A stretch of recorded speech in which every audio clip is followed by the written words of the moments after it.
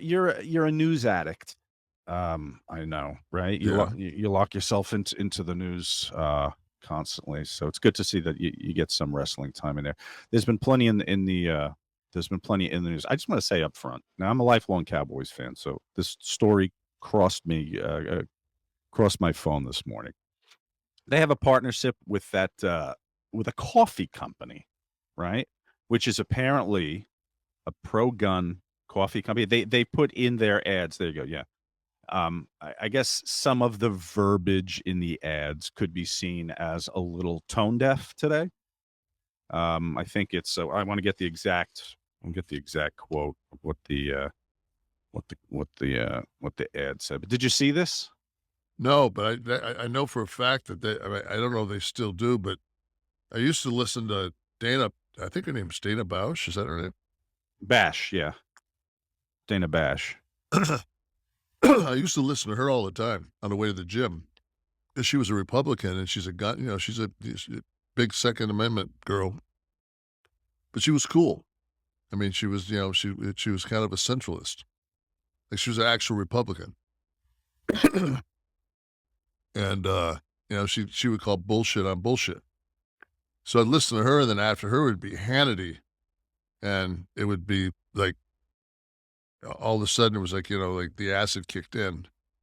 And but he had that whatever the hell the name of that company you're talking about. Black Black Rifle that Coffee. was Yeah. one of his I know that was one of his sponsors, They have the along with that fucking pillow fucking freak.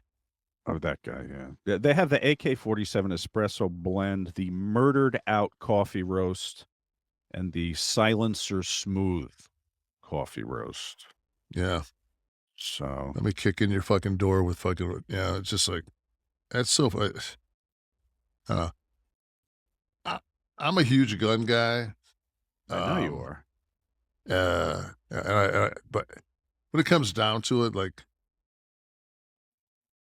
it, an AR-15 is not a good hunting weapon. I mean, anybody that knows what that round does, if you were to shoot a deer with you're going to end up ripping, you end up eating shit by the time the bullet comes out its ass. Right. It's just not a weapon. You Well, know, nobody even purports that those are hunting guns, right? I mean, oh, even maybe you need to talk to our girl Green from Georgia. She it's her favorite hunting weapon. Marjorie. Oh yeah. Yeah.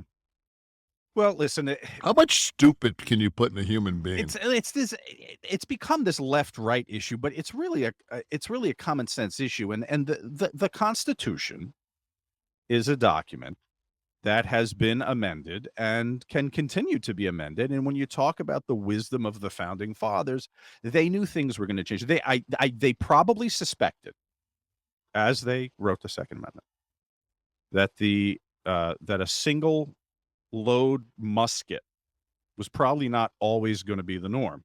Probably thought that at one time you were not going to be called out in the middle of the night to fight the redcoats, and you needed your musket at hand. So we're at a time where we don't have the single load musket, and I don't think the redcoats are coming. No. So what can we talk about? Well, we've got what I think they said yesterday when I was watching between 10 and 20 million AR-15s in this country. And so, and I know that there's a lot of people like myself that I didn't necessarily need an AR-15, but if, it's like anything, it's like the arms race, If Pakistan has it, then India has it. Then if they have it, then so it becomes a situation where, you know, the Second Amendment says right to bear arms. Well, is an Abrams A1 tank, is that considered an arm? I mean, do I have the It right? does Do I? say to bear arms to serve a militia. And like in today's right now, say if we were in in Ukraine and we were part of a militia, would you go with a musket? Would you go with an AR-15 or would you go with an Abrams? Right. I think I'd take the Abrams. Right. It's a touchy issue. Yeah.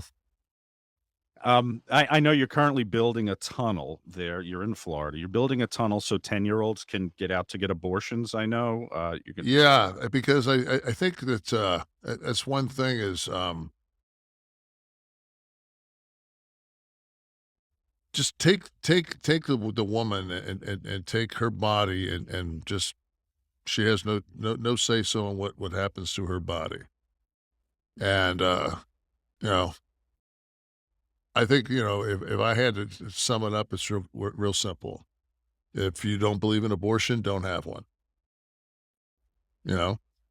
Uh, but for a 10-year-old girl in Ohio to get raped and miss the 6-week, cutoff by 3 or 4 or 5, 6 days, whatever it is, and she's basically at this point now told by Ohio that she's gotta go term at 10 years old with a rapist child with a rapist baby inside of her, and she has to go to Indianapolis to have a procedure done to have the abortion.